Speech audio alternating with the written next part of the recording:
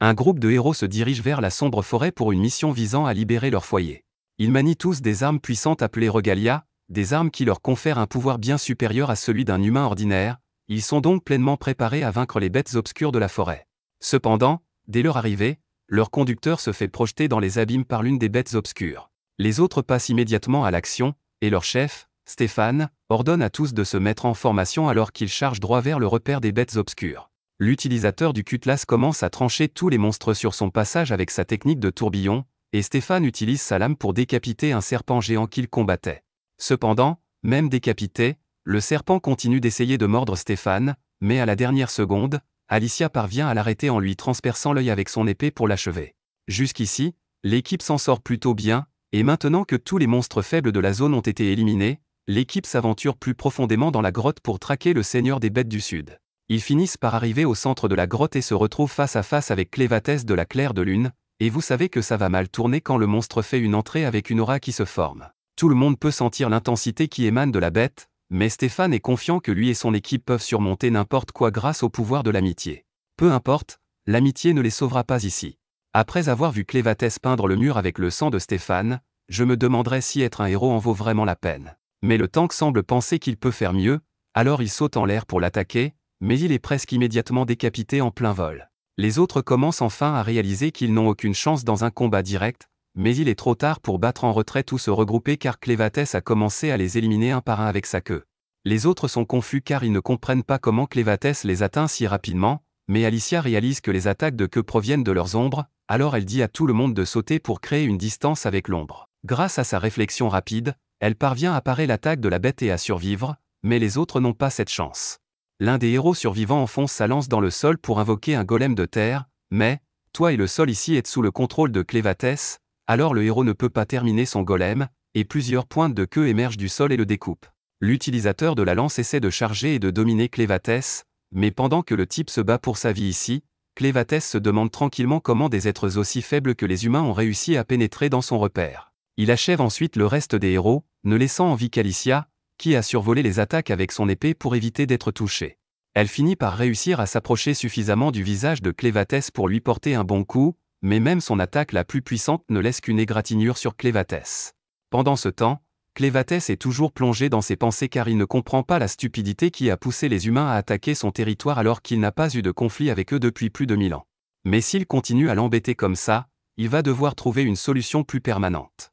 Mais d'abord, il doit s'occuper d'Alicia, alors il lui tranche les membres et la fait tomber vers sa perte. Peu après, Clévatès atterrit brutalement dans le royaume humain, et il est là avec la vengeance en tête. Il était parfaitement content de laisser le royaume humain tranquille tant qu'il s'occupait de leurs affaires, mais ils ont dû essayer de conquérir son territoire. D'après ce que les héros ont dit avant le combat, ils ont été envoyés par le roi de Eden, alors il va devoir avoir une conversation avec lui à ce sujet. Les archers du royaume sont alertés de la menace, alors ils arrivent et visent Clévatès, mais sans surprise, ces flèches ne lui font absolument aucun mal. Mais malgré la différence de puissance évidente, il continue à attaquer comme si ça allait faire quelque chose. Clévatès est là uniquement pour le roi, alors il allait initialement ignorer tous les autres humains, mais comme il l'attaque maintenant, il les massacre tous sur son chemin vers le château. Les gardes du château commencent à préparer le reste de leur défense et pointent leurs catapultes vers Clévatès, mais leurs armes n'ont toujours aucun effet sur lui, alors Clévatès déchire les murs du château avec facilité. À l'intérieur du château, l'un des gardes va avertir le roi de l'attaque de Clévatès, mais le roi a déjà entendu tous les bruits de fracas, alors il sait à peu près ce qui s'est passé. Les héros qu'il a envoyés ont dû échouer à tuer Clévatès parce que les armes de Eden n'étaient pas encore assez puissantes. Il réalise que Clévatès est très probablement là pour lui, alors il n'y a pas d'intérêt à fuir maintenant car Clévatès le traquerait de toute façon. Cependant, même s'il va finir par mourir, le roi veut sceller la forge pour que les flammes de Eden ne s'éteignent jamais. Pendant ce temps, Clévatès est à l'extérieur, et il se demande pourquoi les humains ici sont si pitoyables comparés aux héros qui l'ont attaqué. Au début, il a pensé que c'était peut-être une sorte d'entraînement spécial, mais après que les gardes du château lui aient tiré des boulets cachés, il réalise que leur force résidait dans leurs armes. En y repensant, même si ça n'a pas fait beaucoup de dégâts, l'épée qu'Alicia a utilisée pour trancher sa corne a en fait laissé une marque, ce qui n'aurait pas dû être possible. Même si les humains ne sont que des insectes pour lui, un insecte avec un dard peut toujours être dangereux, alors Clévatès prévoit de tirer cette affaire au clair. En même temps, dans les profondeurs du château, le roi va vérifier la forge de Eden. Mais soudain, les murs autour de lui commencent à trembler, Alors il réalise que Clévatès doit être proche et scelle précipitamment la forge. Quelques instants plus tard, Clévatès arrache le toit du château, et dès qu'il repère le roi, il l'interpelle. Le roi essaie de paraître impassible et dit à Clévatès qu'il n'a pas le droit de lui parler comme ça, mais Clévatès lui dit de surveiller son ton car s'il le voulait, il pourrait anéantir tous les humains en un instant, et pas seulement les gens de Éden, il pourrait aussi s'en prendre aux habitants des royaumes voisins. Il aurait pu tuer le roi maintenant, mais même s'il le faisait, un autre roi finirait par apparaître et perturber à nouveau le territoire de Clévatès, alors il donne une chance au roi de Éden de s'expliquer. Il veut savoir pourquoi il a ordonné à ses héros de l'attaquer, mais au lieu d'expliquer réellement la raison, le roi crache pratiquement au visage de Clévatès, disant qu'une bête comme lui ne pourrait jamais comprendre l'ambition humaine. Clévatès a entendu tout ce qu'il avait besoin d'entendre, alors il tranche la tête du roi et commence à préparer des plans pour éliminer tous les humains de la surface de la terre. Cependant, alors qu'il sort de la ville détruite, il tombe sur un bébé qui pleure après que sa mère ait été écrasée sous des débris. Clévatès ne ressent aucune sympathie pour lui, alors il décide de continuer son chemin, mais là, la mère du bébé l'interpelle et demande à Clévatès de sauver son bébé. Clévatès est un peu stupéfait par la demande audacieuse de la mère, alors il lui rappelle que c'est lui qui a causé la ruine de ce royaume, et qu'il a même décidé d'exterminer tous les humains. Alors pourquoi voudrait-il sauver un enfant humain? La mère comprend son point de vue, mais quoi que les adultes aient pu faire pour mériter la colère de Clévatès, elle insiste sur le fait que le bébé n'a rien fait pour mériter un tel sort. Clévatès ne voit pas l'intérêt de discuter de l'innocence du bébé puisque tous les humains se valent pour lui, mais il est prêt à jouer le jeu, alors il demande à la mère si elle peut lui prouver la valeur du bébé.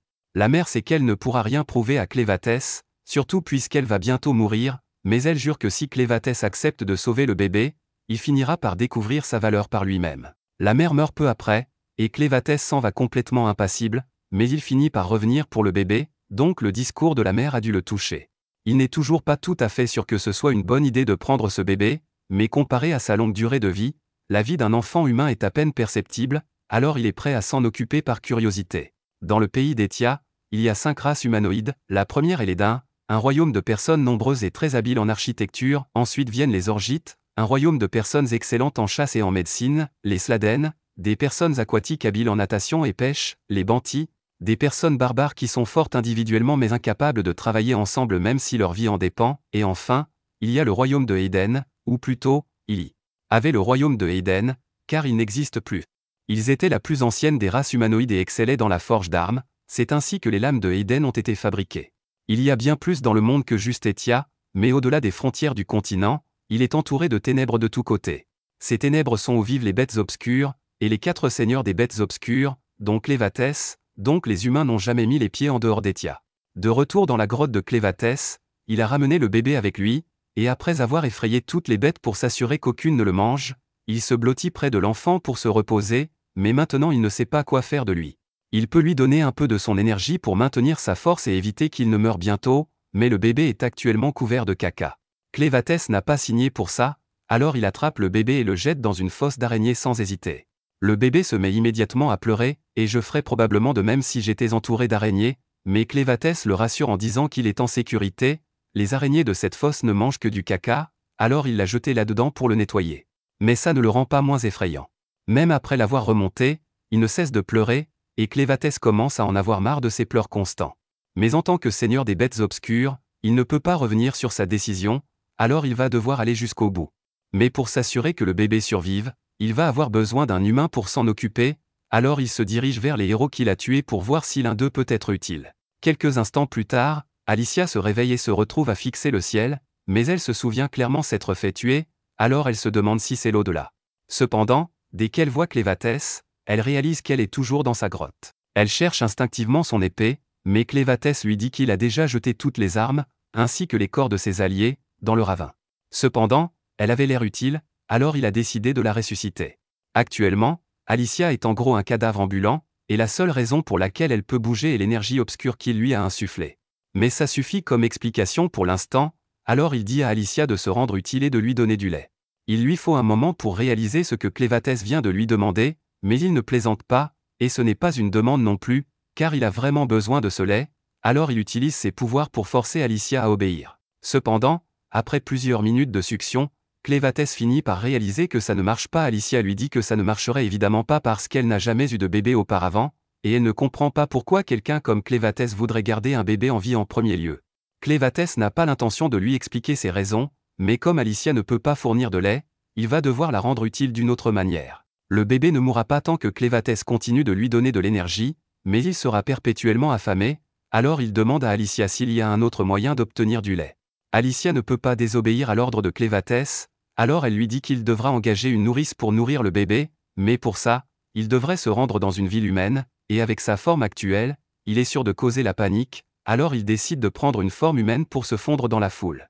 Il n'a pas beaucoup de références, alors il choisit de prendre la forme de la mère du bébé et dit qu'il s'appellera Crène, tandis que le bébé s'appellera Luna. Crène dit à Alicia de montrer le chemin vers le village le plus proche, mais avant ça, ils doivent s'arrêter pour qu'Alicia lave la couverture de Luna.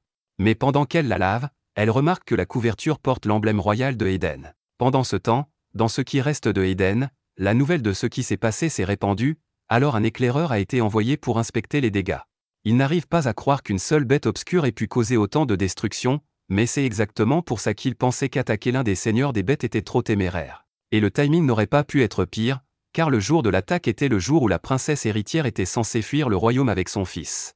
De retour près de la rivière, Alicia affronte Crène et lui demande s'il savait que Luna était de la famille royale quand il a pris le bébé. Crène n'a aucune idée de ce dont elle parle, alors Alicia souligne que le tissu dans lequel Luna était enveloppée portait l'emblème royal, et seuls les membres de la famille royale peuvent l'utiliser.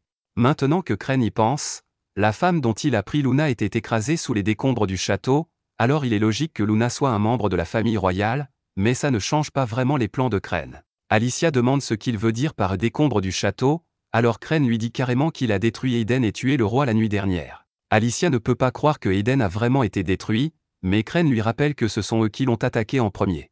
Crène ne pense pas que ce soit grave, mais Alicia dit que c'est très grave parce que si Crène a vraiment anéanti Eden, et que Luna doit être le dernier membre de la famille royale, ça veut dire que des tonnes de gens vont le poursuivre. Crène demande pourquoi, alors Alicia explique que seuls les membres de la famille royale de Eden peuvent utiliser les techniques de forge spéciales utilisées pour fabriquer les armes de Eden. Mais juste après avoir dit ça, elle réalise qu'elle a révélé trop d'informations.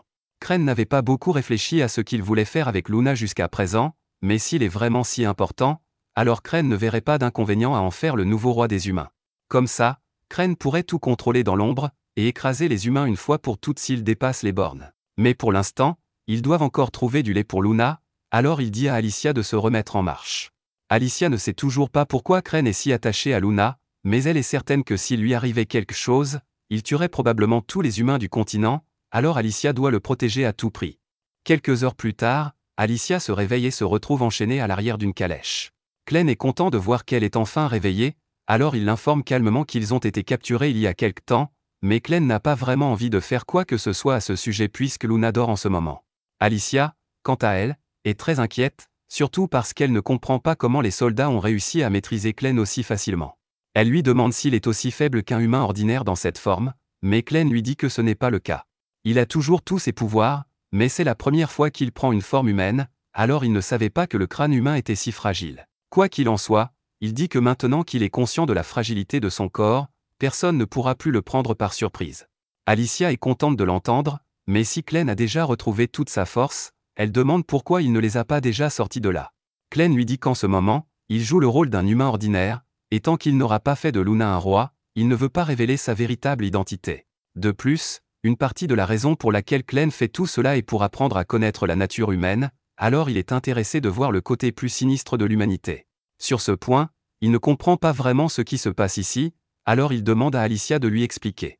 Alicia dit à Crène qu'ils ont été attaqués par des bandits, les pires de la société, et d'après ce qu'elle voit, les bandits ont l'intention de vendre tous les survivants à un marchand d'esclaves. Crène demande à quel point ces bandits sont censés être forts, et pour des humains, Alicia dit qu'ils ne sont pas si forts. Ils n'hésiteront pas à recourir à des tours sales, alors ils sont vraiment difficiles à gérer.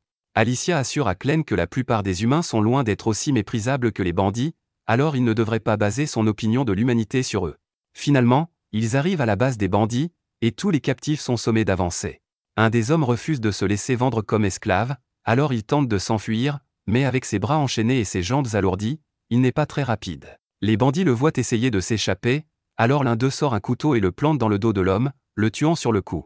L'autre bandit annonce alors que quiconque tentera de s'enfuir ou de leur désobéir subira le même sort, et tous les captifs restants sont si terrifiés que personne n'ose se rebeller. Crène trouve toute cette dynamique intrigante, mais avant qu'il et Alicia ne puissent continuer à marcher, un des bandits s'approche et dit à Alicia qu'elle doit le suivre. Glenn les laisse emmener Alicia puisqu'il veut encore voir comment tout cela va se dérouler, et soudain, une femme lui crie dessus parce qu'il ne travaille pas. Comme Glenn est techniquement un esclave maintenant, il décide de jouer le jeu et va la voir puisqu'elle l'a appelé, mais dès qu'elle voit qu'il tient un bébé, elle se met à appeler une femme nommée Neil. Neil est la pauvre esclave obligée de faire tout le travail difficile à la taverne, et elle est un peu maladroite, alors quand Carm l'appelle, elle finit par tomber. Carm crie sur Neil pour avoir laissé tomber tous les draps par terre, et Neil s'excuse, mais à part ça, Carm dit à Neil qu'elle sera chargée de s'occuper du bébé de ce garçon, et dès que Neil voit Luna, ses yeux s'illuminent parce qu'elle aime vraiment les bébés. Pendant ce temps, Alicia est amenée au bureau du vice-capitaine des bandits, Vrocko, mais Vrocko crie sur les deux pour ne pas l'avoir appelé le patron. Les autres bandits pensent qu'il plaisante, mais Vrocko dit qu'il est sérieux, et s'il refuse de le reconnaître comme leur patron, il devra lâcher son animal de compagnie, Betty. Alicia est choquée que Vrocko ait réussi à acquérir un troll monstre de l'Ouest, et elle est encore plus choquée par le fait qu'il l'ait dressé comme un animal fidèle. Passant aux affaires, Vrocko sort le sac de gemmes qu'Alicia portait quand les bandits l'ont capturé.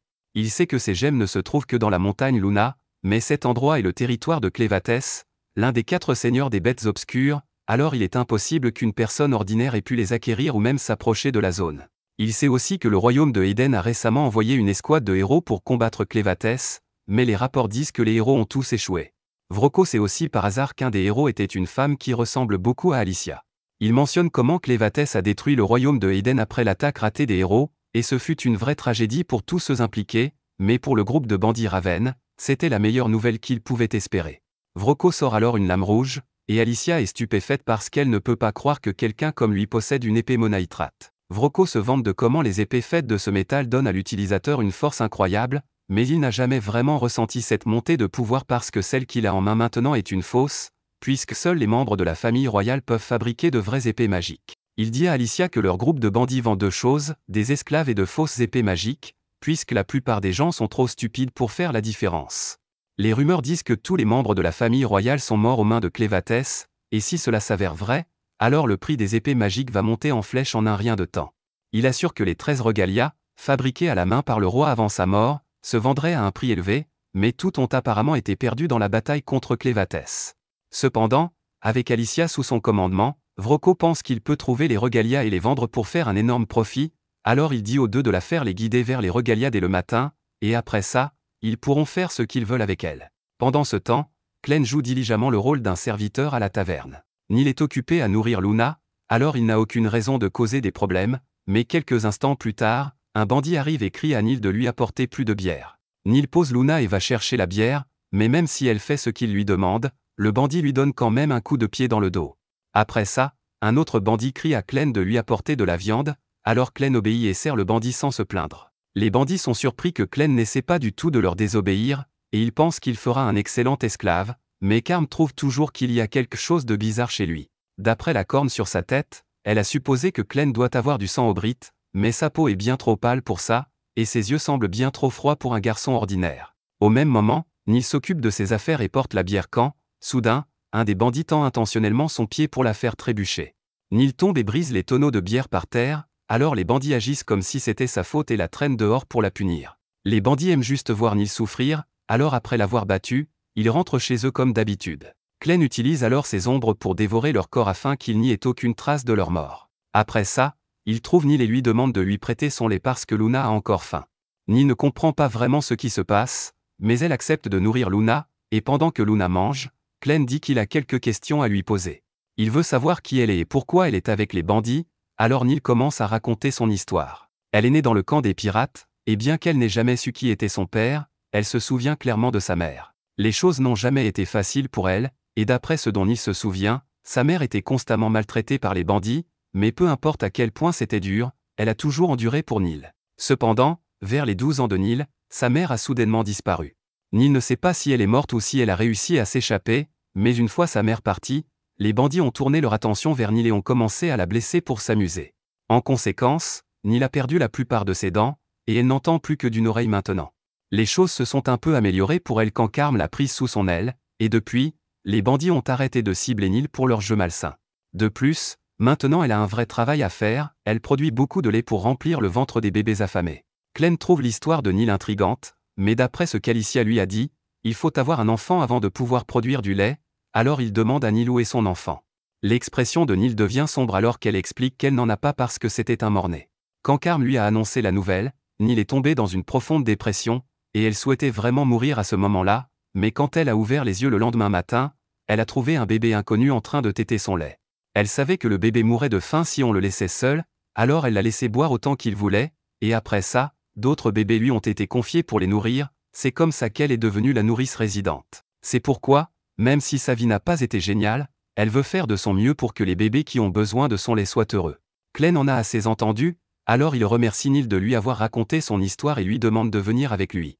Il veut l'engager comme nourrice de Luna, et bien qu'il ne fasse généralement pas confiance aux humains, il peut dire que Neil est une bonne personne. Neil dit qu'elle est heureuse de recevoir une telle offre, mais elle ne pense pas que Glenn puisse vraiment sortir d'ici puisqu'il est un esclave comme elle, alors elle décline poliment son offre. Pendant ce temps, quelques bandits emmènent Alicia le long d'un pont de cordes, et dès qu'elle réalise qu'elle est conduite vers un puits de mine inondé, elle a un très mauvais pressentiment. Au fond de la mine, elle voit un homme s'approcher du bord de la jetée avec un crochet dans les mains.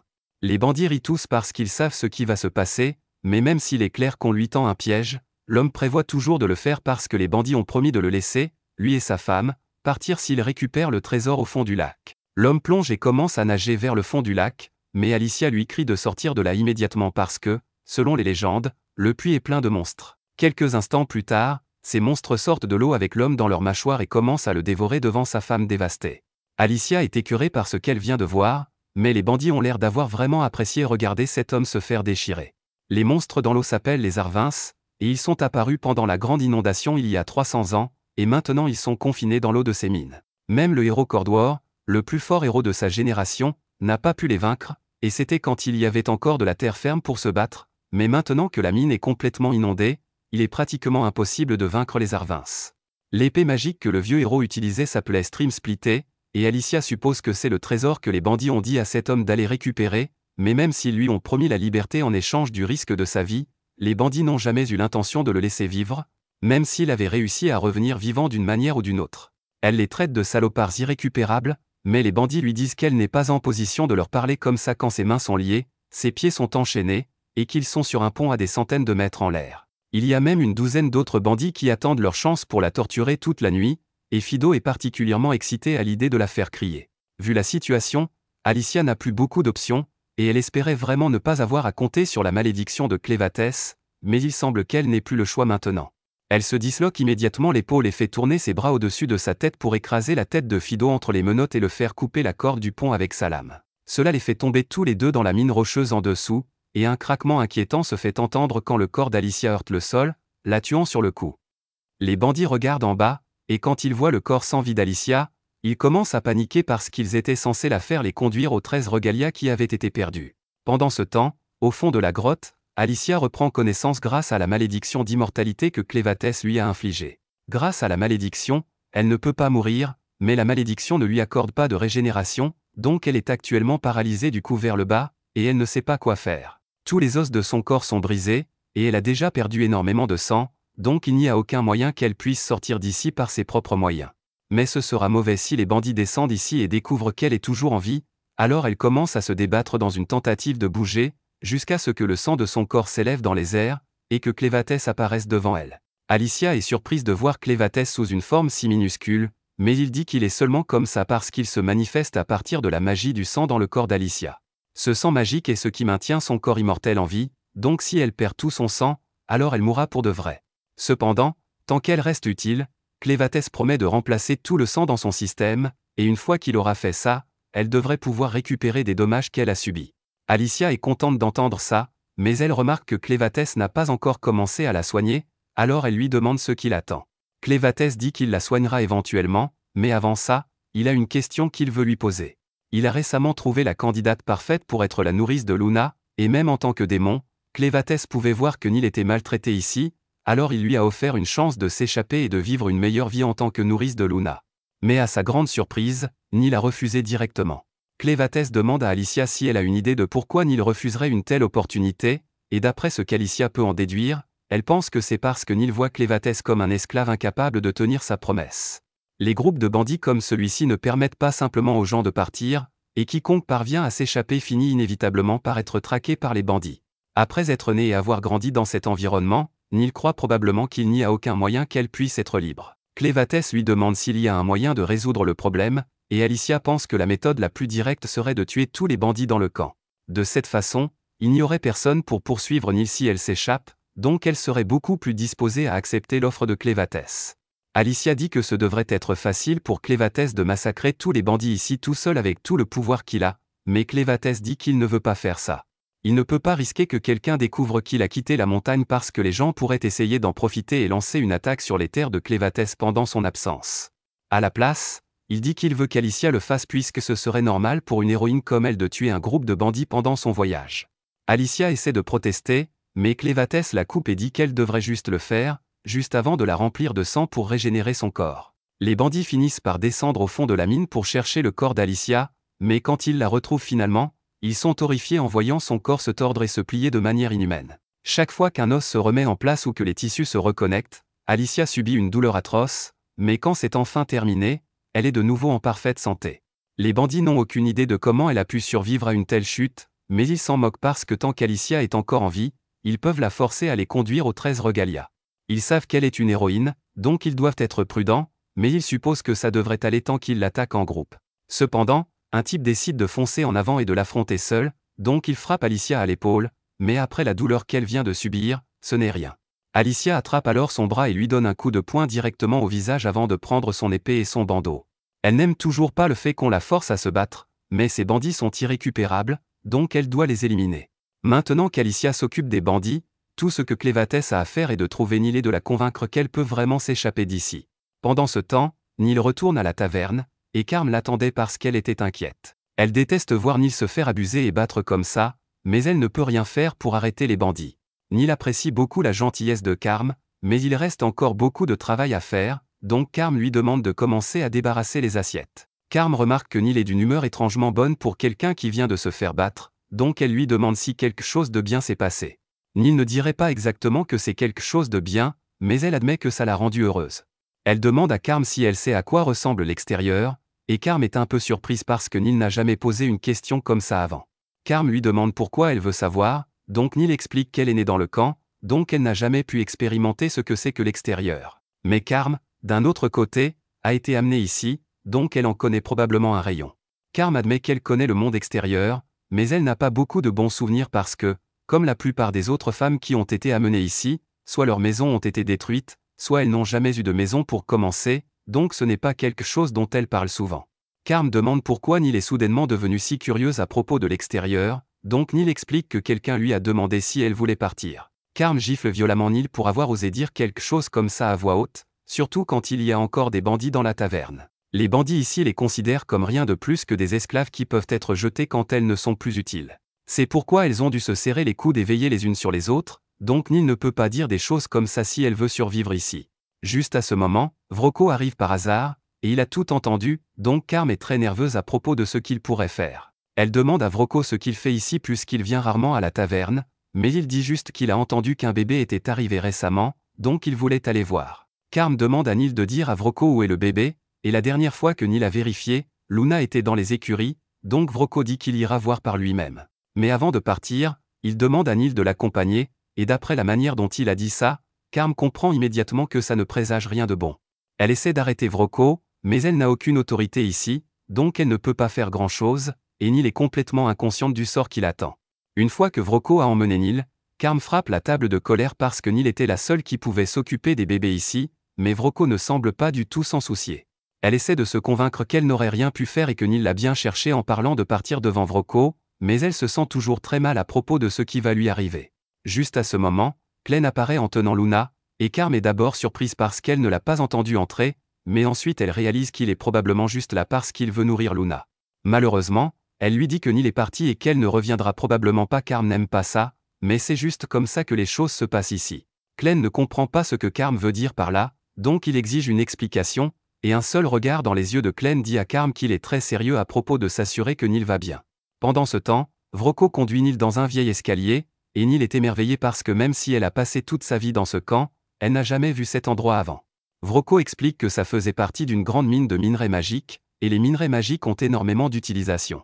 Par exemple, la lampe que Vrocko tient utilise des minerais magiques écrasés dans de l'huile d'insecte pour produire le feu, et avant que Vroko ne devienne un bandit, il passait beaucoup de temps à rechercher les applications des minerais magiques, particulièrement des moyens de mélanger les minerais magiques avec divers liquides pour créer des effets intéressants. Au fait, ignore juste ces crânes sur le sol parce que ce n'est pas un mauvais signe ou quoi que ce soit. Juste à ce moment, Vroko éteint les lumières, et Neil commence à paniquer parce que cet endroit est plongé dans le noir, donc elle ne peut rien voir ici. Elle supplie Vroko de rallumer les lumières, et Vroko accepte, mais une fois que Neil peut voir à nouveau, elle est horrifiée de découvrir le monstre de compagnie de Vroko derrière elle. Une partie des recherches de Vroko était de développer des mélanges qui lui permettraient de contrôler des démons comme Betty ici, ce qui est aussi la raison pour laquelle il a pu devenir le leader du camp de bandits. Et en tant que leader, il ne peut pas laisser quelqu'un comme Neil en vie après qu'elle ait exprimé un désir de s'échapper, donc il va la faire exécuter par Betty. Neil commence à paniquer une fois qu'elle réalise enfin ce qui se passe, donc elle s'enfuit frénétiquement, mais ensuite Vroko donne à Betty l'ordre de manger Neil, donc Betty commence à la poursuivre. Alors que Neil trébuche en essayant de s'échapper, elle repense à l'offre que Clem lui a faite, et elle regrette vraiment de ne pas l'avoir acceptée parce que les choses auraient pu être différentes si elle l'avait fait. Juste à ce moment, elle aperçoit Clem tenant Luna à l'autre bout du tunnel, et la dernière pensée qui lui traverse l'esprit est à quel point elle est désolée de ne plus pouvoir s'occuper de Luna. Normalement, c'est là que Clem la sauve juste à temps, mais non, Neil se fait manger par Betty et est avalée entière, donc elle est partie. Luna commence à pleurer à la vue d'un acte aussi horrible, mais Clem lui dit que c'est juste comme ça que le monde fonctionne. Les bêtes magiques doivent manger, donc il ne peut pas la blâmer pour ce qu'elle a fait. Si quoi que ce soit, c'est la faute de Clem pour ne pas être arrivé à temps pour sauver Neil. Il est déçu d'avoir perdu une femme si utile, mais il ne peut rien y faire maintenant. Clem tourne alors son attention vers Vroko, et il est confus parce qu'il n'y a aucun moyen qu'un troll fier de la forêt occidentale se soumette à un homme petit et aux dents de lapin comme lui. Vroko pense que Clem doit être fou de l'insulter dans cette situation, et il ne sait pas comment Clem est même arrivé ici en premier lieu, mais ce n'est pas comme si ça importait beaucoup. Il dit à Betty de manger Clem aussi, mais à sa surprise, Betty refuse de bouger. Il lève les yeux vers elle pour voir ce qui ne va pas, et il est choqué de découvrir que Betty a l'air absolument terrifiée. Il ne l'a jamais vue aussi effrayée, et pour une raison quelconque, elle refuse de s'approcher de Clem. Elle était si effrayée, en fait, qu'elle régurgite involontairement Neil, mais Neil est couverte d'acide gastrique et il lui manque un bras et une jambe, donc elle n'a pas l'air en bonne forme. Certes, elle est gravement défigurée, mais elle est toujours en vie, donc Clem utilise ses pouvoirs pour neutraliser l'acide gastrique, puis il pose Luna à côté de Neil pour qu'elle puisse la réconforter dans ses derniers moments. Clem utilise ensuite une de ses ombres pour emporter Luna et Neil pendant que Vroko ne regarde pas, et au moment où il se retourne pour faire face à Clem, Vroko est choqué de voir que les deux autres ont disparu. Il pense que Clem a dû le faire en utilisant une sorte de magie, mais Clem n'a aucune idée de ce qu'est la magie. Vroko pense que Clem feint l'ignorance parce que la magie est la seule explication à tout ce qu'il a fait jusqu'à présent. Pour faire simple, la magie est l'utilisation de pierres magiques et d'autres ingrédients pour créer des effets spéciaux. Par exemple, cette drogue dans mon manteau a été faite en utilisant des pierres magiques, plusieurs herbes, et les larves d'une mouche parasite. En gros, ça rend n'importe qui à part moi stupide comme une pierre, et après l'avoir utilisée sur Betty, elle est devenue complètement soumise à moi. Vroko verse la drogue dans son feu pour créer une vapeur, et dès que Betty l'inspire, elle perd tout sens de la raison et attaque Clem dans une rage aveugle. Le corps de Clem est projeté comme une poupée de chiffon parce qu'il ne peut pas utiliser beaucoup de son pouvoir sous forme humaine, mais pendant qu'il vole dans les airs, tout ce à quoi il peut penser est à quel point il est furieux qu'Alicia ne lui ait rien dit à propos de la magie. Pendant ce temps, Alicia est toujours occupée à abattre les bandits, et elle en a déjà éliminé 8, mais il en reste encore beaucoup, et l'épée bon marché qu'elle a volée au premier type est déjà cassée. Si elle veut tous les tuer, alors elle va avoir besoin d'une meilleure arme, donc elle commence à courir droit vers la grotte inondée. Il reste environ 50 bandits, mais même avec son corps immortel, elle peut toujours se fatiguer, donc si elle manque d'énergie avant de tous les tuer, alors elle est fichue. Alicia finit par atteindre l'eau, mais les monstres l'attendent déjà à la surface, donc si elle saute maintenant, elle sait qu'elle va se faire manger. C'est pourquoi elle monte en haut de l'échafaudage à la place, pour piéger les bandits à la suivre. Et une fois qu'un grand nombre l'ont suivi en haut de l'échafaudage, elle coupe la corde qui le maintient et envoie la plupart d'entre eux chuter dans l'eau. Avec un grand nombre de personnes dans l'eau, les monstres entrent dans une frénésie alimentaire et commencent à dévorer les bandits un par un. Cependant, Alicia a pu passer discrètement en se cachant dans un tonneau, et comme elle n'a pas à s'inquiéter de mourir par suffocation, elle peut juste attendre de couler au fond du lac pour trouver l'épée légendaire. Alicia finit par atteindre le fond du lac, mais même si elle ne risque pas de mourir par suffocation, son corps a toujours besoin d'oxygène pour fonctionner, ce qui rend ses mouvements très difficiles. Elle aperçoit une faible lueur rouge au loin et rassemble toutes ses forces pour nager dans cette direction. Elle finit par s'en approcher suffisamment pour voir l'épée, mais juste au moment où elle s'apprête à l'attraper, un œil géant s'ouvre à côté d'elle et quelque chose commence à s'élever. Alors qu'Alicia est emportée par les courants, elle se rend compte qu'il ne s'agit pas du fond du lac, mais de la tête d'une bête géante et sombre qui dormait ici et qui, maintenant qu'elle est réveillée, tente de la dévorer. Alicia est prise dans les mâchoires du monstre, mais dans le chaos, elle parvient à s'emparer de l'épée et à s'en servir pour se libérer. Elle est blessée et n'a presque plus de force à cause du manque d'oxygène, mais avec Stream splitté entre les mains, elle pense pouvoir s'en sortir indemne. La capacité de l'épée la rend incroyablement efficace sous l'eau, alors quand Alicia la brandit, elle la propulse vers l'avant, et elle utilise cette force pour se diriger tout droit vers la surface. Elle finit par remonter à la surface et prend une bouffée d'air frais bien nécessaire, mais le monstre l'a suivie jusqu'ici et commence à attaquer tout le monde à portée de vue. Alicia parvient à s'échapper pour l'instant, mais elle sait qu'elle ne peut pas vaincre seule une ancienne bête sombre comme celle-ci, et elle se demande ce qu'elle doit faire. Cependant, elle réalise alors quelque chose, il s'agit d'un camp de bandits, et elle se moque bien des bandits, elle peut donc partir, car ce n'est pas vraiment son problème. Alors qu'Alicia s'apprête à partir, quelques bandits survivants la supplient d'attendre car ils ont besoin d'aide, mais Alicia n'arrive honnêtement pas à croire qu'ils pensent qu'elle va les sauver après ce qu'ils ont fait. Elle danserait probablement sur leur tombe si elle en avait l'occasion, mais une fois que le monstre en aura fini avec eux, il ne restera plus rien à enterrer. Le monstre géant finit de dévorer les derniers bandits et, heureusement, comme cette créature est une bête aquatique, elle n'a aucun intérêt à quitter ce puits. Alicia peut donc l'ignorer maintenant qu'elle se trouve à une distance sûre.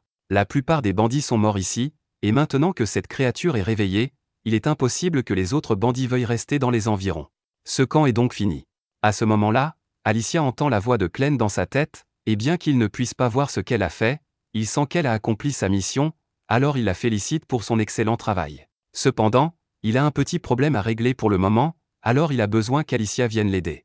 Alicia est choquée d'apprendre que Clem, la bête toute puissante, est en difficulté, mais Clem dit que les circonstances sont hors de son contrôle. C'est en partie parce qu'il est sous sa forme humaine, mais il semble avoir été affecté par quelque chose appelé magie, et il est en colère contre Alicia pour ne pas l'avoir prévenu plus tôt, alors il lui ordonne de venir ici dès que possible. Pendant ce temps, Vrocco court pour sauver sa vie, car après avoir utilisé sa brume magique pour pousser Betty à attaquer Clem, ce dernier a fait apparaître une sorte de pointe dans l'ombre et a tué Betty d'un seul coup. Vrocco suppose qu'il s'agit d'une sorte de magie, mais il n'a jamais rien vu de tel auparavant, il est donc terrifié. Cependant, alors qu'il s'enfuit, il trébuche sur le corps presque sans vie de Neil, et lorsqu'il voit Luna assise à côté d'elle, une idée malveillante commence à germer dans son esprit. De retour au centre de la grotte, Alicia arrive enfin, à bout de souffle car elle a dû courir aussi vite qu'elle le pouvait, et toute cette fumée ne l'aide vraiment pas. Clem remarque l'épée qu'elle tient et lui demande ce que c'est. Cependant, Alicia se met sur la défensive et lui dit qu'il ne peut pas la voir, qu'elle a dû risquer sa vie pour obtenir cette épée, et que c'est pratiquement la seule raison pour laquelle elle a réussi à survivre, donc il n'est pas question qu'elle l'abandonne maintenant. Clem ne se soucie pas vraiment de l'épée, alors il décide de la laisser la garder. De toute façon, il a des problèmes plus importants à régler, comme cette brume rouge. Elle ne semble pas affecter les animaux normaux ou les humains comme Alicia, mais elle est incroyablement efficace contre les bêtes sombres, et même si Clem est beaucoup plus fort que la moyenne des bêtes sombres, ses sens ont été émoussés par la brume, il ne peut donc plus rien sentir et ses oreilles bourdonnent constamment. Techniquement, il pourrait simplement reprendre sa forme bestiale et dissiper tout le brouillard, mais cette grotte est plutôt exiguë, et il craint de provoquer un éboulement, car il ne sait pas où se trouve Luna à l'instant. Alicia est choquée d'apprendre que Clem a laissé Luna seule ici. Il lui dit qu'elle devrait toujours être dans les parages, qu'il a demandé à Luna de rester aux côtés de Neil car elle est à l'article de la mort, ce qui, avec le recul, était vraiment stupide, mais qui semblait tout à fait logique sur le moment. À présent, il ne peut plus sentir ni entendre Luna à cause de la brume, alors il demande à Alicia de faire quelque chose. Alicia n'a aucune idée de ce que Clem attend d'elle, car même si elle connaît l'existence de la magie, c'est pratiquement une langue étrangère pour elle. Certains humains peuvent utiliser la magie et d'autres non, c'est comme ça. Toute magie nécessite des pierres d'arcanite pour fonctionner, et même si certains ont le don de puiser leur pouvoir et d'obtenir divers effets, pour des gens comme Alicia, l'arcanite n'est qu'une pierre inutile. Clem la traite d'inutile, mais comme Alicia ne peut pas utiliser la magie, ils vont devoir partir à la recherche de Luna dans la brume, mais il est tout à fait possible que Luna soit déjà morte, alors il ne se fait pas trop d'illusions. Alicia demande à Clem ce qu'il fera s'il découvre que Luna est vraiment morte, mais Clem répond que cela ne changera pas grand-chose pour lui. Il perdrait simplement le peu d'intérêt qu'il avait pour l'humanité, et si cela arrivait, Alicia sait que Clem ferait disparaître tous les humains de la surface de la Terre. Elle doit s'assurer qu'il sauve Luna pour empêcher cela, alors elle commence à chercher des indices, et après avoir fouillé un peu, elle remarque une traînée de sang sur le sol, alors elle demande à Clem s'il saignait quand il l'a vu pour la dernière fois. Clem le confirme, mais d'après ce dont il se souvient, Les blessures de Neil étaient si graves qu'elle n'aurait pas dû pouvoir bouger du tout, ce qui signifie que quelqu'un a dû la traîner, mais qu'il n'a pas pu aller très loin. Pendant ce temps, Neil est traîné sur le sol par Vrocko, non pas parce qu'il a besoin d'elle, mais parce qu'elle refuse de le lâcher tant qu'il n'a pas lâché Luna. Plus tôt, lorsque Vrocko a trouvé Luna, il ne s'intéressait à lui qu'en raison de son sang noble, mais lorsqu'il a essayé de s'approcher, Luna a senti les ondes négatives qui émanaient de lui et s'est mise à pleurer avec une telle énergie que la lanterne en arcanite que Vrocko tenait à exploser. Une telle réaction ne pouvait signifier qu'une chose, Luna avait un talent magique extraordinaire, ce qui a conduit Vrocko à réaliser qu'elle devait être une survivante de la famille royale de Eden. Maintenant qu'il sait qu'elle est membre de la famille royale, il a beaucoup de projets pour Luna, mais il a du mal à s'enfuir car Neil ne le lâche pas. Neil est si gravement blessée qu'elle est pratiquement déjà morte, mais elle sait que rien de bon ne sortira du fait que Vrocko est Luna, alors elle ne le laissera pas l'emmener. Vrocko en a assez, alors il sort son couteau et s'apprête à couper les poignets de Neil pour pouvoir s'enfuir, mais à ce moment-là, Alicia arrive et lui demande d'arrêter ce qu'il est en train de faire. Vrocko est choqué de la voir ici, car il est sûr d'avoir dit aux autres bandits de l'enfermer, mais à présent, ces types sont dans l'estomac des monstres du lac. Clem remarque Neil au sol et se rend compte qu'elle a dû utiliser toute son énergie pour empêcher Vrocko de s'échapper, il lui est donc redevable. Vrocko se rend compte qu'il a peu de chances de vaincre ces deux-là dans un combat, alors il menace de couper les doigts de Luna s'il s'approche davantage.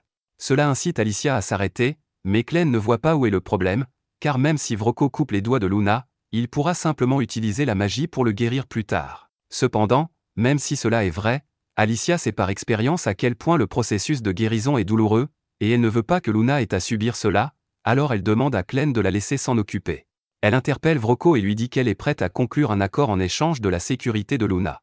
Elle lui montre l'épée qu'elle tient, et dès que Vrocko voit le blason sur la poignée, il reconnaît qu'il s'agit du symbole royal qui avait été perdu dans le lac. Alicia la jette contre le mur derrière Vrocko et lui dit qu'il peut la garder s'il libère Luna, mais je suis presque sûr qu'il aurait été plus judicieux de la jeter à la tête de Vrocko, car elle aurait probablement pu le neutraliser ainsi. Quoi qu'il en soit, Alicia dit à Vrocko qu'il aura besoin de ses deux bras pour retirer l'épée du mur, mais tant qu'il libère Luna sans lui faire de mal, Alicia ne l'empêchera pas de s'échapper. Vrocko réfléchit un instant, puis éclate de rire, car un héros ne renoncerait jamais aussi facilement à ses insignes dans des circonstances normales. Vrocko avait sans doute raison au sujet de Luna, qui est bien un membre de la famille royale, et maintenant qu'il en est certain, il dit à Alicia qu'un seul insigne ne suffit pas pour qu'il renonce à Luna. Si elle veut qu'il laisse partir Luna, elle devra lui donner l'emplacement exact des 13 insignes qui ont été perdus.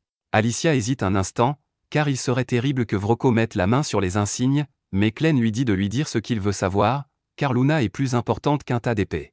Alicia accepte et informe Vrocko que toutes les épées se trouvent au fond d'un ravin près de la tanière de Clévatès, mais qu'il ne pourra de toute façon pas s'y rendre pour les récupérer. Vrocko rit et lui dit qu'elle se trompe, car même s'il ne sait pas se battre, il a toujours la magie de son côté. Il sort alors un flacon de poudre et en répand le contenu sur tout son corps. Il explique que cette poudre lui permet d'utiliser un sort d'invisibilité, et que même si normalement cela ne suffirait qu'à le rendre légèrement translucide, grâce au talent de Luna pour la magie, tant qu'il la fait pleurer, Vrocko peut devenir complètement invisible. Alicia et Clem ne peuvent plus le voir, alors Vrocko pense qu'il peut s'éloigner sans qu'il le remarque, mais il n'a pas pris en compte le fait que Luna pleure toujours dans ses bras. Dès qu'Alicia localise l'endroit grâce au bruit, elle apparaît devant Vrocko et le coupe en deux. Clem attrape alors Luna et enlève la poudre d'invisibilité de Vrocko, donc ils ont pratiquement terminé, mais Neil est toujours en très mauvais état. Elle respire à peine, et c'est grâce à ses efforts qu'ils ont pu attraper Vrocko avant qu'il ne s'enfuit avec Luna, alors Alicia demande à Clem s'il peut la sauver. Clem n'est honnêtement pas sûr que cela en vaille la peine, car il devrait utiliser son ichor noir pour la guérir, mais il l'utilise déjà pour maintenir Alicia en vie. De plus, Neil a perdu une grande partie de son corps, il devrait donc reconstruire une grande partie de ses tissus et de ses os à partir de zéro. Cela va demander beaucoup de travail, mais Neil a utilisé tout ce qu'elle avait pour protéger Luna jusqu'à la fin, alors Alicia supplie Clem de la sauver. Clem finit par accepter, mais il prévient Alicia qu'il va devoir la tuer brièvement afin de pouvoir utiliser l'ichor noir pour guérir Neil. Alicia dit qu'elle est d'accord, mais mourir fait quand même très mal. Quelques heures plus tard, Clem a enfin fini de reconstruire le corps de Neil, et il a fait un travail incroyable, car elle n'est plus laide. Il a même réparé tous les dommages qu'elle a subis aux mains des bandits, et Neil est confuse, mais elle remercie Clem, car il lui a manifestement sauvé la vie. Cependant, Clem lui dit que si elle doit remercier quelqu'un, c'est Alicia, car c'est elle qui l'a convaincue de reconstruire le corps de Neil pour elle. Maintenant que Neil est de nouveau en vie, Clem lui fait la même proposition qu'auparavant, venir avec lui et devenir la nourrice de Luna. Cette fois-ci, Neil accepte avec joie. Le lendemain matin, Clem confisque l'épée d'Alicia, ce qui la dévaste, mais il lui explique que le fait de la porter attirerait trop l'attention sur eux, et qu'il va donc la garder dans son ombre jusqu'à ce qu'ils en aient besoin. Pendant ce temps, Neil a fini de préparer les affaires des bandits pour qu'ils puissent poursuivre leur voyage, et elle a même trouvé de jolis vêtements pour Luna. Alicia lui demande si elle porte déjà tout ce bagage toute seule, car cela semble très lourd, mais Neil répond que cela lui semble léger. En y réfléchissant, Alicia se souvient que Neil a perdu une grande partie de son corps lorsqu'elle a failli mourir hier, et que Glenn a donc dû remplacer ces parties par quelque chose qui l'a rendue plus forte, mais elle n'a aucune idée de ce qu'il a fait exactement. Neil s'approche d'Alicia et lui propose de porter son épée pour elle, car elle veut se rendre utile, mais Alicia lui répond qu'elle n'a plus son épée. Neil lui dit alors que si elle en a besoin, elle se souvient avoir entendu dire que Vrocko gardait plusieurs épées sympas dans son bureau. Alicia est ravie d'entendre cela et supplie Glenn de lui laisser au moins une épée ordinaire. Glenn sait qu'Alicia est pratiquement inutile au combat sans épée, alors il lui dit qu'elle peut aller en chercher une. Elle se précipite pour fouiller dans le bureau de Vrocko. Avec la mort de Vrocko et du reste des bandits, tous les esclaves se sont déjà enfuis, alors cet endroit est maintenant pratiquement vide. Glenn demande à Neil si cet endroit va lui manquer, mais elle n'y a vécu que de mauvaises expériences, elle est donc contente de partir. Elle regrette seulement de ne pas avoir pu dire au revoir à Carm avant leur départ. En l'entendant parler ainsi de Carm, Glenn se rend compte qu'il a peut-être commis une erreur plus tôt. Cependant, avant qu'il n'ait pu dire quoi que ce soit, Glenn est soudainement pris en embuscade par le haut. Pendant ce temps, Alicia enfonce la porte du bureau de Vrocko et commence à fouiller le bureau. Elle y trouve de l'argent, une armure en cuir et une épée de bonne qualité, elle est donc satisfaite et s'apprête à retourner voir Glenn, mais celui-ci traverse le mur et s'écrase sur le bureau. Il dit qu'il n'est toujours pas habitué à la facilité avec laquelle ce corps humain se fait malmener tout le temps, mais avant qu'il ne puisse expliquer ce qui s'est passé, Garth entre par le trou dans le mur, et au premier coup d'œil, Alicia peut voir qu'il est fort. Elle tire son épée pour se battre, mais l'instant d'après, Garth se jette sur elle avec un coup de pied si puissant que la pression de l'air lui laisse une coupure au visage. Il est impressionné par la rapidité avec laquelle Alicia a réagi pour esquiver son coup de pied, mais il pense qu'elle ne tiendra pas longtemps contre lui, alors il commence à la frapper coup de pied après coup de pied jusqu'à ce qu'elle perde l'équilibre. Garth recule alors d'un bond et libère un torrent de vent qui propulse Alicia à travers le toit. Alicia s'écrase à l'extérieur, et Garth est à nouveau impressionné qu'elle soit encore capable de se tenir debout, alors il lui propose un marché. Il ne s'intéresse qu'à Glenn, alors il lui dit que si elle est prête à poser son épée et à partir, il ne la combattra plus. Cependant, Alicia ne croit pas un mot de ce que dit Garth, car elle pense qu'il doit être l'un des bandits survivants. Elle aimerait vraiment avoir l'épée Stream splittée à ce moment-là, mais comme elle ne l'a pas, elle va devoir compter sur l'une des techniques qu'elle a apprises de Hayden. Elle chasse toutes les pensées inutiles de son esprit, et désormais, la seule chose qui occupe son esprit est de courir avec Garth, et ses mouvements sont désormais beaucoup plus précis. La soudaine accélération d'Alicia surprend Garth, mais juste au moment où son épée est sur le point de frapper, Glenn lui crie d'arrêter. Le corps d'Alicia obéit instinctivement à l'ordre de Glenn, mais elle n'a toujours que le meurtre en tête, alors Glenn doit la ramener à la raison. Une fois qu'Alicia est revenue à la normale, Glenn lui explique qu'il s'agit d'un énorme malentendu et qu'il n'y a donc aucune raison de se battre contre Garth. De plus, s'il n'avait pas arrêté Alicia à ce moment-là, Garth l'aurait tué d'un coup de pied avant qu'elle ne puisse le frapper. Garth est une personne raisonnable, il demande donc à Glenn d'expliquer ce qu'il entendait exactement par « c'est un malentendu ». Quoi qu'il en soit, Neil, là-bas, ressemble étrangement à un troll occidental, et Garth avait été informé qu'un troll était contrôlé dans ce camp avant de venir ici. Il a déjà vu les cavernes sous le camp et a trouvé le cadavre du troll, mais plusieurs parties du corps manquaient, comme si quelqu'un les avait retirées intentionnellement. L'hypothèse de Garth est que Glenn est le chef de ce camp et qu'il a tué le troll pour s'amuser, mais c'est loin d'être la vérité. Glenn demande à Neil d'emmener Luna et d'attendre devant le portail principal, car il a quelque chose à discuter avec Garth. Une fois qu'elle est partie, il révèle à Alicia que Garth est en réalité une bête noire déguisée. Alicia est choquée d'apprendre cela, car elle ignorait qu'il existait d'autres bêtes noires capables de se transformer en humains, mais Glenn lui explique que Garth est simplement sous l'effet d'une puissante illusion. À la connaissance de Glenn, il n'y a qu'un seul être capable d'utiliser une magie d'illusion aussi puissante, et ce n'est autre que le seigneur des bêtes noires de l'Ouest, Zaffier. D'ailleurs, Glenn ne s'entend pas avec Zaffier, il préfère donc éviter de le rencontrer.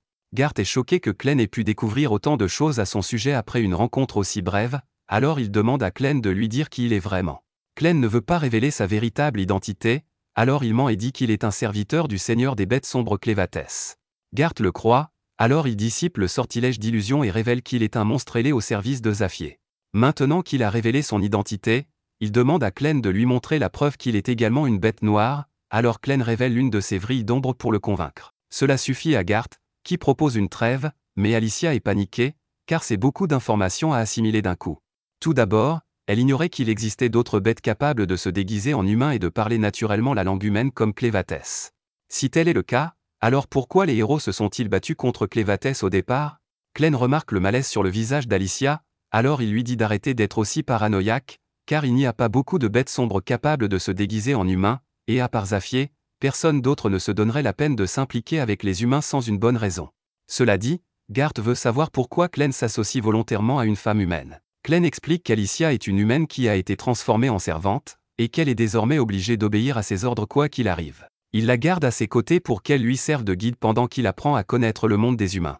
C'est la même chose avec Neil et Luna, mais il n'a pas l'intention d'en dire plus à Garth. Garth comprend, il ne posera donc plus de questions, mais il tient à préciser que si Clène interfère avec sa mission, il devra le tuer, et Clène lui répond qu'il est libre d'essayer, mais que le tuer ne sera pas facile. Quoi qu'il en soit, comme Clène a répondu à l'une des questions de Garth, celui-ci dit qu'il a maintenant quelque chose à lui demander. Plus tôt, Garth a mentionné que Zaffier envisageait d'exterminer toute l'humanité, mais il trouve cela étrange car, d'après ses souvenirs, Zaffier a toujours aimé observer les humains. Les Orgites de l'Ouest le vénèrent même comme un dieu, alors pourquoi voudrait-il soudainement exterminer tous les humains? Garth accepte d'expliquer ce qui s'est passé et leur raconte qu'il y a 3 jours, il a remarqué que quelques-unes des bêtes sombres de l'Ouest avaient perdu leurs petits. En soi, cela n'aurait rien d'étrange, mais il a également trouvé une fiole à proximité, ce qui l'a amené à penser que les humains devaient être impliqués d'une manière ou d'une autre. Il se rendit chez Zaffier et l'informa de l'incident ainsi que de 9 autres incidents similaires qu'il avait découverts. Zaffier admit que les humains devaient être derrière tout cela, mais elle était un peu surprise qu'il fasse une chose pareille alors qu'elle les avait si bien traités. Elle demanda à Garth d'aller enquêter et, s'il s'avérait que les humains kidnappaient les enfants des bêtes noires de la forêt, elle les exterminerait tous.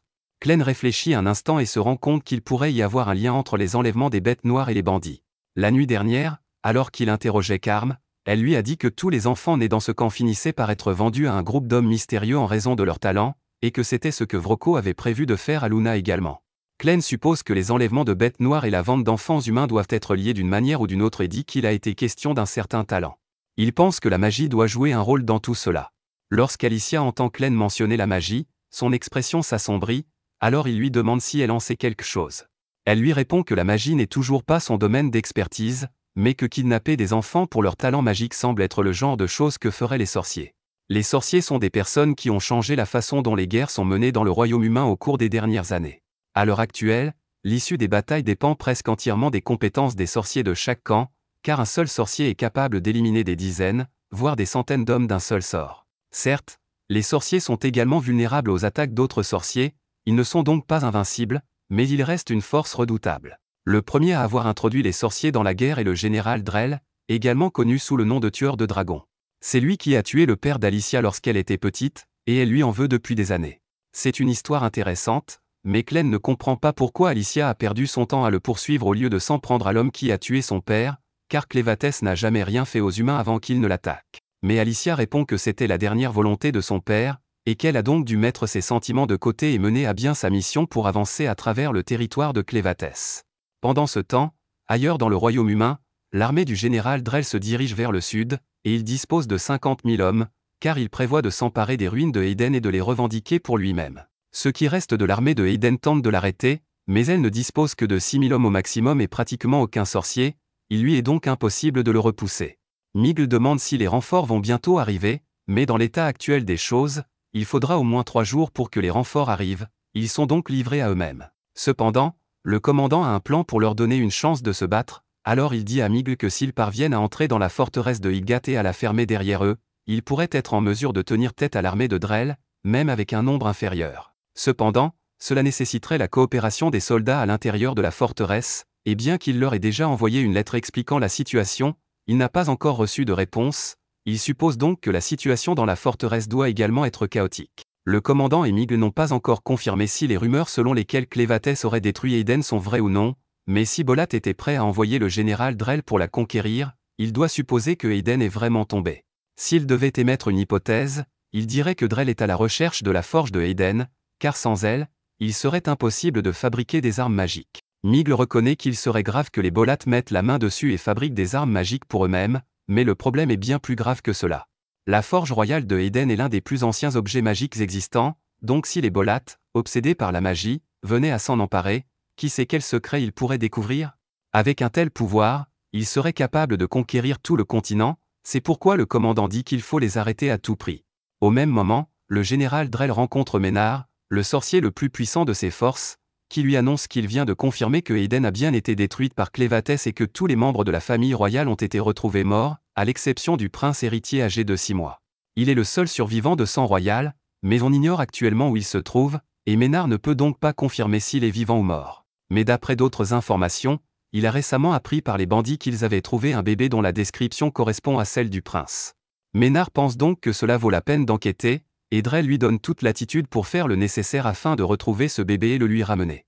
Clem et les autres viennent d'arriver dans une ville voisine, alors Neil lui prépare une tasse de café pendant qu'ils attendent qu'Alicia rassemble quelques informations.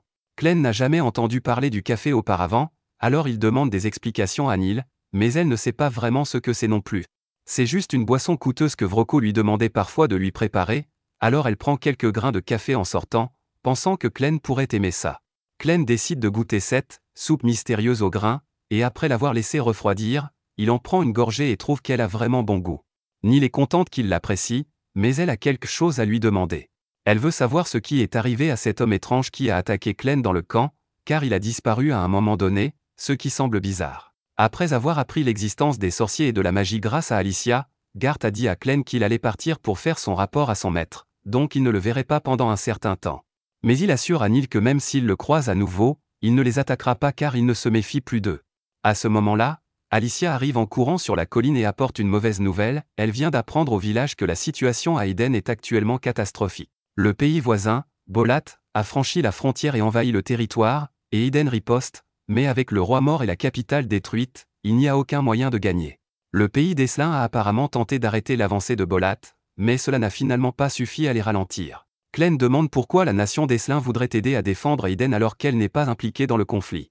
Alicia explique alors qu'Eslin est en guerre avec Bolat depuis des siècles. Mais à l'heure actuelle, ils sont plus faibles que Bolat et ne veulent pas les laisser mettre la main sur la forge de Eden, car cela les rendrait invincibles. Bien sûr, même s'ils mettaient la main sur la forge, ils ne pourraient pas l'utiliser correctement sans quelqu'un de sang royal.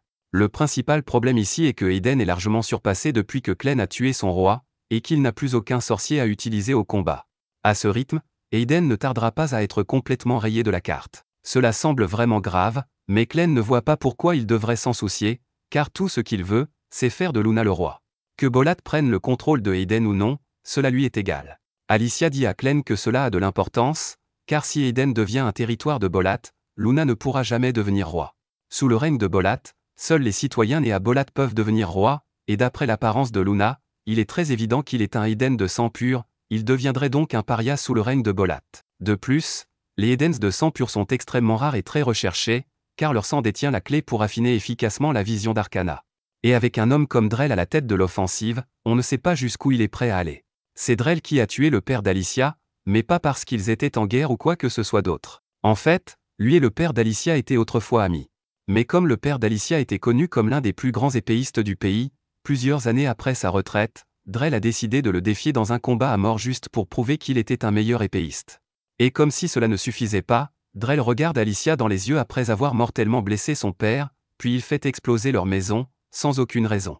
Alicia était absolument furieuse, mais alors qu'elle s'apprêtait à saisir l'épée de son père pour attaquer Drell, son père l'en empêcha, car Drell n'hésiterait pas à la tuer dès qu'elle aurait pris l'épée.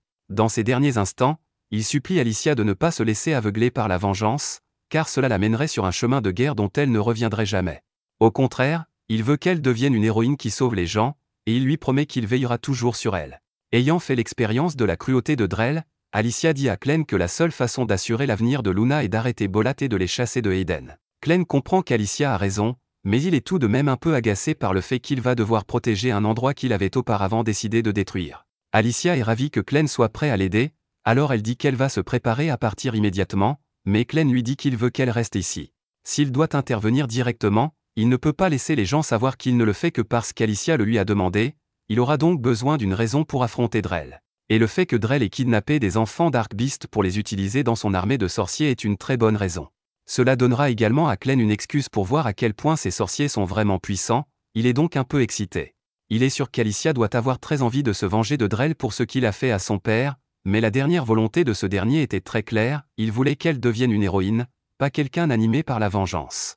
Alicia se souvient de la promesse qu'elle a faite, mais après tout ce qui s'est passé, Elle peut difficilement se considérer comme une héroïne. Elle n'est qu'un cadavre ambulant contraint de servir Clem.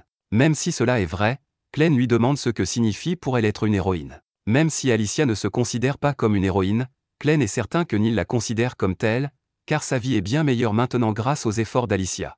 Alicia réalise qu'il a raison, alors elle accepte de rester, et tandis que Clem se transforme, il se précipite dans la forêt et se dirige vers l'armée de Bolat. Pendant ce temps, l'armée de Bolat vient de franchir la deuxième forteresse sur son chemin vers Eden, et Rod commence à s'inquiéter sérieusement, car si elle n'est pas arrêtée rapidement, elle ne tardera pas à atteindre Hydra. Il court immédiatement le long de la falaise avec Michael et lui dit qu'il y a une rivière peu profonde plus loin, donc s'ils veulent arrêter l'armée de Bolat, ou au moins la ralentir, c'est leur meilleure chance. Pendant ce temps, Alicia emmène Neil et Luna dans la ville, et alors qu'ils marchent dans la rue, ils entendent clairement quelqu'un se faire tabasser. Au début, Alicia est un peu inquiète, mais elle se rend compte qu'il s'agit simplement d'un des bandits qui a survécu à ces attaques, et elle n'est donc pas vraiment intéressée à l'aider. Les habitants de cette ville connaissent bien les bandits et tout ce qu'ils ont fait, donc une fois qu'ils reconnaissent cet homme comme l'un des leurs, il est impossible qu'ils le laissent partir. Neil est encore un peu effrayé, car cet homme en particulier l'a tourmenté tout le temps, mais Alicia lui assure qu'il ne la reconnaîtra jamais après tous les changements qu'elle a subis. Cependant, le bandit reconnaît Alicia, et dès qu'il l'aperçoit, il tente de détourner l'attention des habitants en la désignant comme la héroïne qui a libéré la bête marine géante dans le puits de mine. Les gens se retournent pour voir de quoi il parle, mais à ce moment-là, Alicia a déjà disparu, et même s'il l'avait vue, cela n'aurait rien changé au fait qu'il est abandonné. Finalement, les gens finissent par pendre tous les bandits qu'ils ont trouvés dans la ville, mais ils sont vraiment inquiets par tout ce qui s'est passé récemment. D'abord, il y a eu l'attaque de Clévatès, puis l'armée de Bolat, et maintenant un ancien monstre pieuvre. Avant même qu'on s'en rende compte, il pourrait y avoir des guêpes radioactives ou des vers glaciaires, mais quoi qu'il arrive, ils jurent tous de protéger leur ville contre toute menace. Pendant ce temps, Alicia et Neil cherchent un endroit où séjourner, mais c'est un peu difficile avec toute la ville en état d'alerte. Avant d'entrer dans l'auberge, Alicia demande à Neil de ne pas la qualifier de héroïne, car elle préfère garder son identité secrète pendant un certain temps. Dès qu'Alicia ouvre la porte d'entrée, elle trouve deux grands gaillards debout de chaque côté, qui l'accusent immédiatement d'être l'une des bandites. Alicia ne sait pas quoi faire dans cette situation, mais heureusement, la mère des deux hommes s'approche et leur dit d'arrêter d'importuner les invités. Phil tente d'expliquer qu'Alicia semble suspecte parce qu'elle porte un cache-œil et une épée, mais que vu tout ce qui se passe ces derniers temps, il est normal de porter une épée partout où l'on va. Cependant, il est rare de voir des gens avec un bébé Eden, alors Carrie demande des explications à Alicia. Alicia lui explique qu'elle et Neil sont les gardes du corps d'une personne très importante et que leur mission actuelle consiste à protéger ce bébé à tout prix. Carrie trouve cela assez convaincant et, même si elle est persuadée qu'il y a autre chose derrière cette histoire, elle n'a pas l'intention de se mêler des affaires de clients payants. Elle demande à Alicia et Neil ce dont ils ont besoin, et Alicia répond qu'elle aimerait une chambre pour deux, de préférence avec un lit suffisamment confortable pour un bébé. Carrie lui dit que la chambre coûtera 2 pièces d'argent par nuit, alors Alicia lui donne suffisamment d'argent pour 2 nuits, et Carrie lui dit qu'elle peut prendre la première chambre à gauche. Elle demande ensuite à ses fils d'aider les clients à porter leurs bagages jusqu'à leur chambre. Pet suit Neil et lui propose de porter ses bagages. Neil lui répond qu'elle peut très bien les porter toute seule, mais Pet insiste, alors elle lui tend les sacs. Pet regrette immédiatement d'avoir proposé son aide, car les sacs sont beaucoup plus lourds qu'il ne le pensait. Pet et Phil finissent par monter les bagages dans la chambre, et Alicia semble satisfaite, alors Carrie s'en va et lui dit qu'elle peut la trouver en bas si elle a besoin de quoi que ce soit. Une fois qu'elle est partie, Neil suggère qu'ils mettent Luna au lit afin qu'ils puissent se reposer, mais à l'insu des deux, l'un des insectes de Ménard a repéré Luna. Maintenant qu'il sait exactement où se trouve le prince Eden, il envoie toute son armée d'insectes à sa poursuite. Un peu plus tard, Alicia regarde par la fenêtre, se demandant si Clem est déjà arrivé sur le champ de bataille, mais Neil attire son attention et lui dit qu'elle devrait venir voir la première dent de lait de Luna. Quelques minutes plus tard, Carrie frappe à la porte pour informer Alicia et Neil que le repas est prêt, mais elle se rend compte que Luna dort encore, alors elle dit à Alicia qu'elle peut venir le chercher et le ramener dans sa chambre. Alicia suit Carrie en bas, et Carrie lui montre le repas au bout de la table. Alicia s'y rend pour le prendre, mais en chemin, elle entend tous les clients du bar dire que tout ce désordre est la faute des héros. S'ils n'étaient pas partis défier l'un des seigneurs des bêtes, Clévatès n'aurait jamais détruit Eden, et Bolat n'aurait jamais déclenché cette guerre. L'opinion publique à l'égard des héros est actuellement très mauvaise, et les gens ont tout à fait le droit d'être en colère, car ces soi-disant héros n'ont fait que leur rendre la vie plus difficile. Alicia s'apprête à remonter dans sa chambre, mais elle sent soudain la présence d'une bête noire, et l'instant d'après, quelque chose passe par la fenêtre du rez-de-chaussée. Il atterrit juste à côté de Pet, qui pense qu'il s'agit d'une balle ordinaire et s'apprête à la ramasser, mais Alicia lui crie de ne pas la toucher.